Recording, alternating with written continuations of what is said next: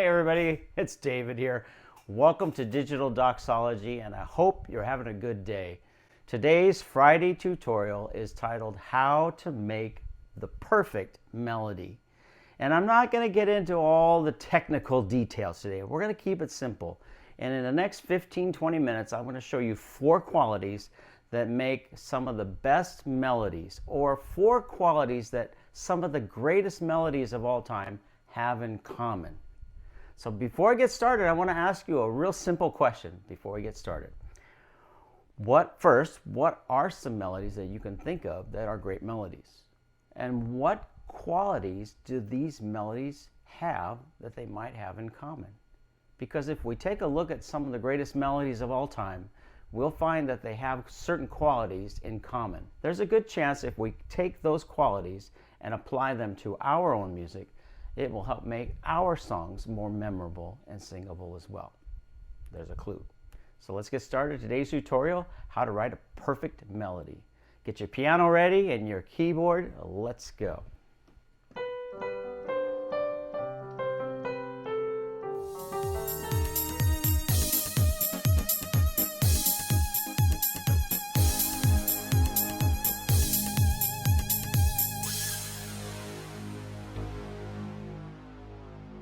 Okay, let's get started. Hey everybody, if you like this video, please hit the like button. And if you haven't subscribed yet, subscribe and ring that little bell so you'll be notified when I get ready to put my next video out. So let's get started.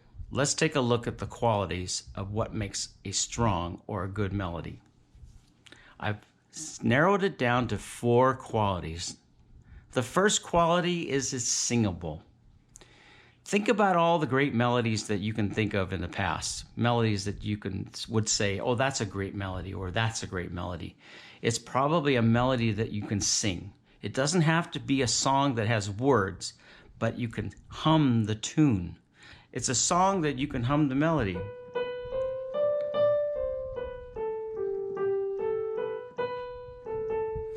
Now that song does have words, but it's in German, but the melody is so famous it's easy for people to sing.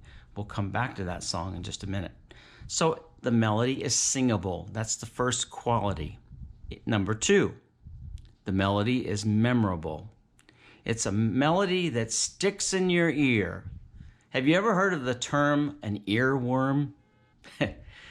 One of the famous earworms on YouTube is the song Never Gonna Give You Up by Rick Astley, or Rick Roll, they call it. And that's a song that it's a strong melody. It is, of course, but it's also an earworm. It's a song that gets in people's ears and they just can't get it out of their ear. Sometimes they want to get it out of their ear. They just wish there was some pesticide to spray and get rid of that song. But earworms are memorable. One of the things about good songs is people will say, it's got a catchy tune, or it's something that you can hum. I'm going to show you a little clip from the movie Amadeus. Here's a little clip where Salieri is talking to the priest about his music. And Salieri has just played some of his tunes, and the priest doesn't remember any of his songs. But watch. How well are you trained in music? I know a little. I studied it in my youth. Where? Here in Vienna. Ah, then you must know this.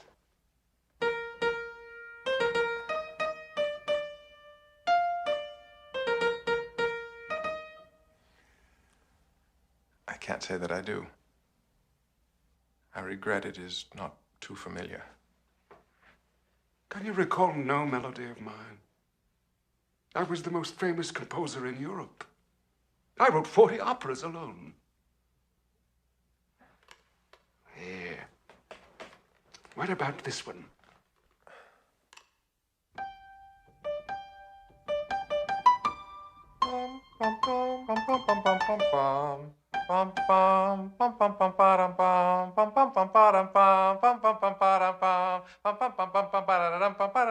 Yes, I know that. Oh, that's charming. I'm sorry, I didn't know you wrote that. I didn't.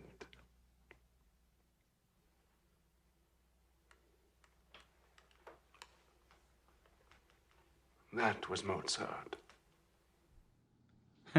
I love that scene, and it's just so typical for Mozart. Mozart had a gift for writing melodies that people could sing and that they could remember.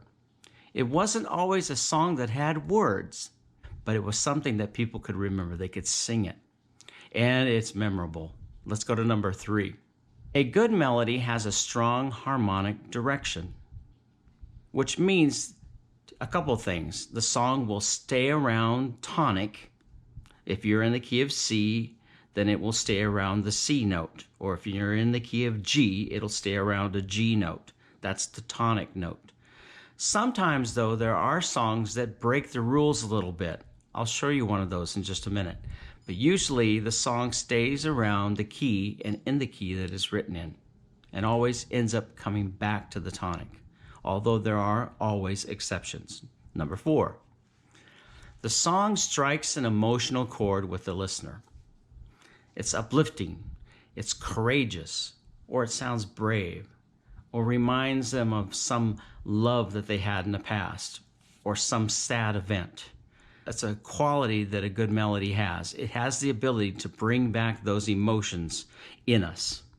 There's no magic formula for that, but just something that's magical in music that strikes that emotional chord. So those 4 qualities, singability, memorability, harmonic direction, and strong emotional ties to the listener, are 4 qualities that make a strong melody. Let's take a look at our next song. Now, I played this song earlier. This is Ode to Joy by Beethoven. And this song was written by Beethoven for his Ninth Symphony.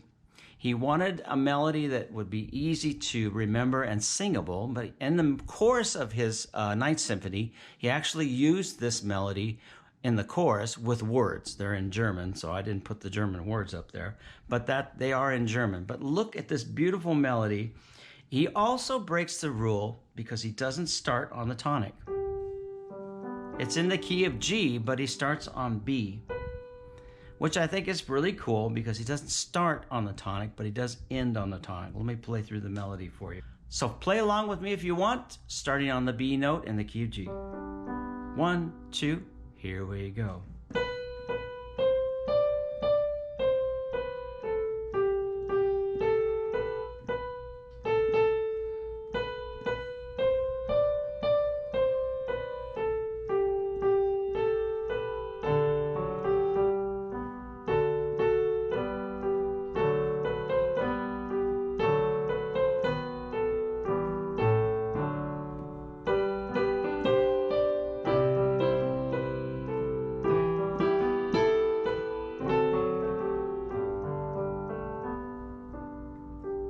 And I sort of harmonize it, which is fun.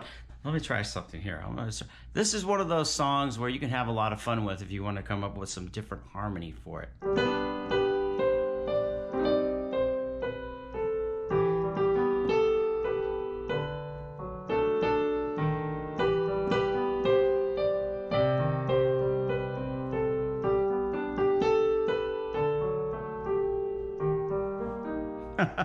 I'm just playing around. But you could have fun and reharmonize this melody and come up with something different. But the song itself, the melody, has a very strong harmonic grounding to it. It starts off on the 3rd, the median of the key, which is unusual, but it does come back to, at the end, tonic. Does this song have all the qualities that I mentioned before? Is it singable? Is it memorable? Does it stay around the key or the harmonic grounding? Does it stay in the harmony? Is it harmonically centered? And 4, does it strike an emotional chord with folks? Let's take a look at the next song. This is the theme from the Titanic. Let's take a look at this and peel it apart a little bit. It's a real simple melody.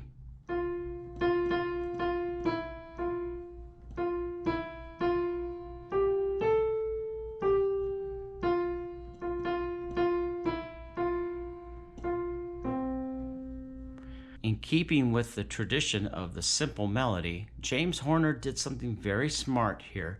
He kept the harmony very simple as well. Now I'm going to add the harmony here. Listen carefully as I play the song with the harmony that's written.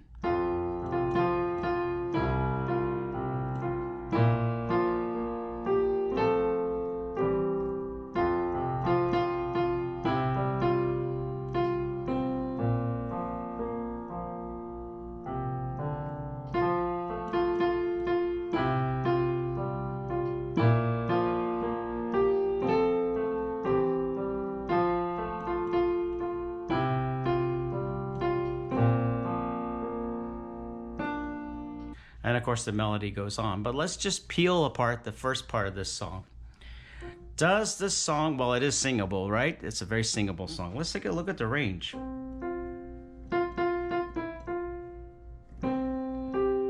Wow, this song only has a range at the beginning of a sixth. It goes from C to A. So the range of this song is very narrow. It's a very singable song because of the fact that it doesn't go very high or low. Not until the chorus, then it jumps up to the octave.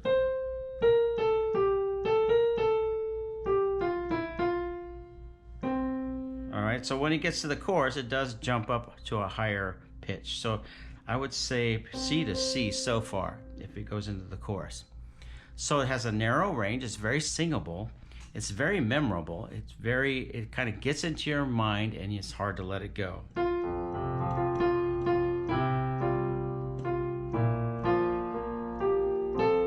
And very simple harmony so far.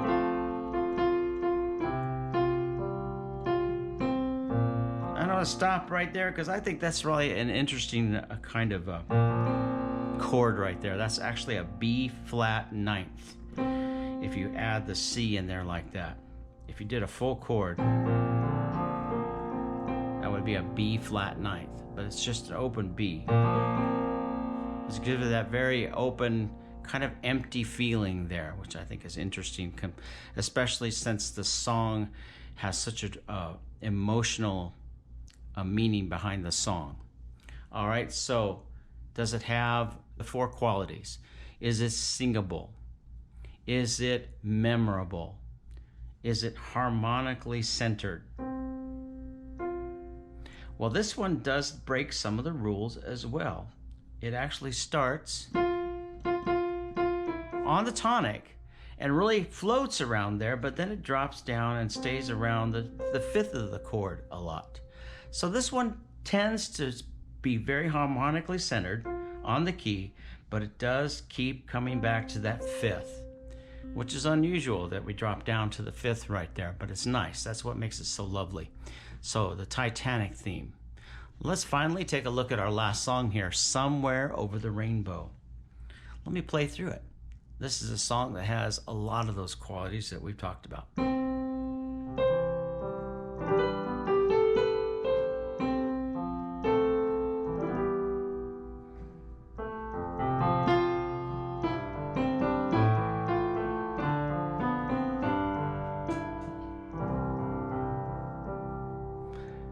So let's take a look at what key is this song in. It's in the key of C. Does it start on C? Yes. What's the range? Goes from C to C. That's an octave. But wait, hold on. Does it hit any notes that are higher or lower? Yes, it does. Do you see where?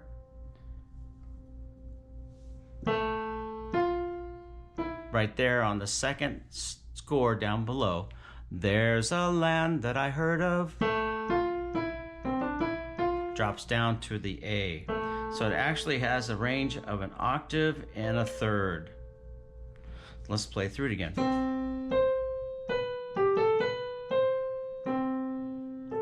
That's a sixth to the fifth. Notice in the middle of the song, it doesn't go to tonic, it goes to the fifth. Right there on the note, on the G, on the word high and blue. And the next part.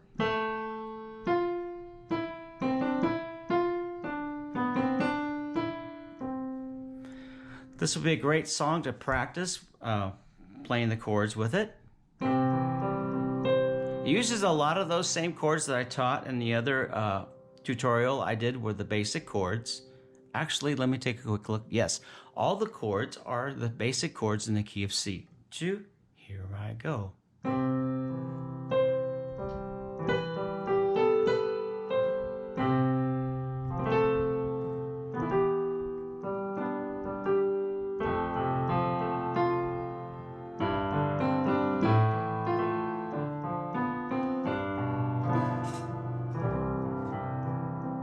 And it goes on from there. But does it end on C? Yes. Does it start on C? Yes. Does it ever end on a particular note that's not a C? Yes. In the middle of the song on the note G, which is typical. You want that balance. This is a very balanced melody. Here comes, you know it's coming, right here. Now, they could trick you at the end. That would be kind of interesting if they did something like this. There's a land.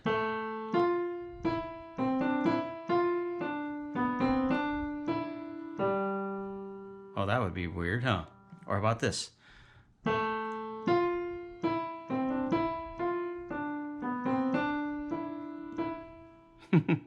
What if you ended on the third? It doesn't quite sound right, does it? Because we're so used to hearing the melody. All right, let's wrap this up. So what are the 4 qualities of a strong melody? Number 1, it's singable. Does that mean that it's going to have words? No. There's a lot of melodies that are great melodies that have no words. A couple of examples, like this one. There's no words that I know of for this one.